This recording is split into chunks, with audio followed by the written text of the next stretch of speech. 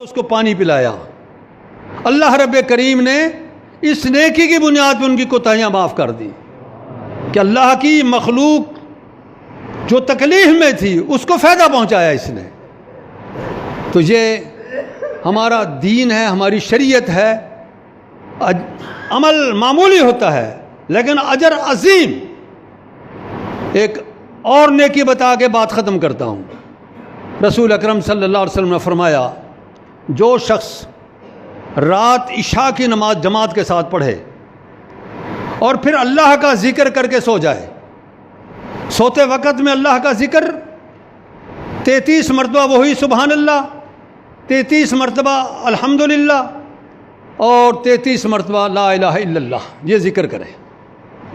اس حدیث میں نہیں ہے، ویسے میں بتا رہا ہوں کہ یہ اذکار مسنون ہیں۔ اور آیت الکرسی پڑھے، یہ مسنون ہے، الگ حدیث میں آیا ہے۔ تو حدیث جو بتانی چاہتا ہوں وہ یہ ہے کہ ایک آدمی عشاء کی نماز جماعت کے ساتھ پڑھتا ہے اور پھر جا کے سو جاتا ہے۔ وہ سونے کا میں نے طریقہ آپ کو بتا دیا درمیان میں۔ اسی طرح اسی طریقے میں یہ بھی ہے، معوذتین پڑھ کے اپنے آپ پہ دم کرے تاکہ اس کو تحفظ ملے اللہ کی اس مخلوق سے جو انسان کی مخالف ہو سکتی ہے۔ جانور ہیں، چھوٹے چھوٹے حشرات الارض ہیں، زمینی یہ چھوٹے چھوٹے کیڑے مکوڑے ہیں اور شیاطین ہیں، ان تمام سے تحفظ ملے۔ قل اعوذ برب الفلق، قل اعوذ برب الناس پڑھیں، اپنے آپ پہ دم کریں، محفوظ کریں اپنے آپ کو، سو جائیں۔ پھر یہ بھی اس حدیث کا حصہ نہیں، الگ ایک اور حدیث کا بیان بیچ میں آ رہا ہے۔ جب بھی رات کو آپ کی آنکھ بیدار ہوئی، جاگے، فوراً اللہ کا ذکر کرتے ہیں، الحمدللہ الذی احیانی بعد ما اماتنی والیہ النشور۔ اللہ تیرا شکر ہے، اس نیند والی موت کے بعد تو نے مجھے پھر زندگی دے دی ہے، پھر میں بیدار ہو گیا ہوں۔ اس کے ساتھ ذکر کرتا ہے، لا الہ الا اللہ وحدہ لا شریک لہ لہ الملک ولہ الحمد یحیی و یمیت وہو علی کل شیء قدیر، سبحان اللہ والحمد للہ ولا الہ الا اللہ واللہ اکبر ولا حول ولا قوت الا باللہ، اللہم اغفر لی۔ یہ ذکر کرتا ہے جس سے ہم چوتھا کلمہ اور تیسرا کلمہ کہتے ہیں عام اصطلاح میں۔ یہ پڑھتا ہے، اس کے بعد ہاتھ اٹھا کے اللہ سے کچھ مانگتا ہے، اس کی دعا پوری ہوتی ہے۔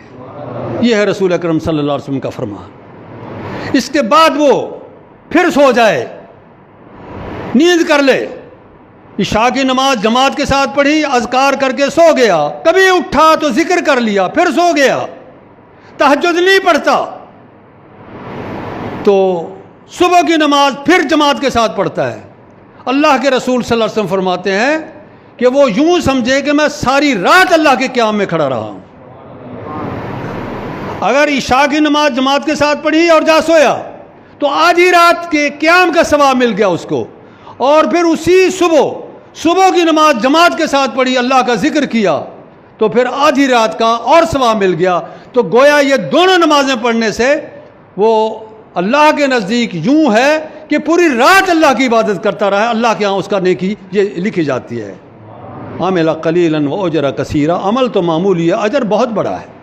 کوئی نہیں تہجد پڑھ سکتا، اگر پڑھتا ہے تو ذہن سعادت و شرف بہت بڑی بات ہے، لیکن اگر کوئی نہیں کر سکتا اپنی مجبوریوں کی وجہ سے یا نہیں ہے اتنا جذبہ، تو پھر اس کے لیے یہ حکم ہے کہ وہ جماعت کے ساتھ عشاء پڑھے اور جماعت کے ساتھ صبح پڑھے، اور اپنے آپ کو قائم باللیل یعنی پوری رات کے قیام کرنے والا اپنے آپ کو لکھوا لے اللہ کے نزدیک۔ یہ معمولی باتیں اللہ کے رسول صلی اللہ علیہ وسلم نے فرمائی ہیں، ہمیں ان کا پورا یقین ہے۔ اللہ رب کریم ہمیں اس پہ چلنے کی توفیق عطا کرے۔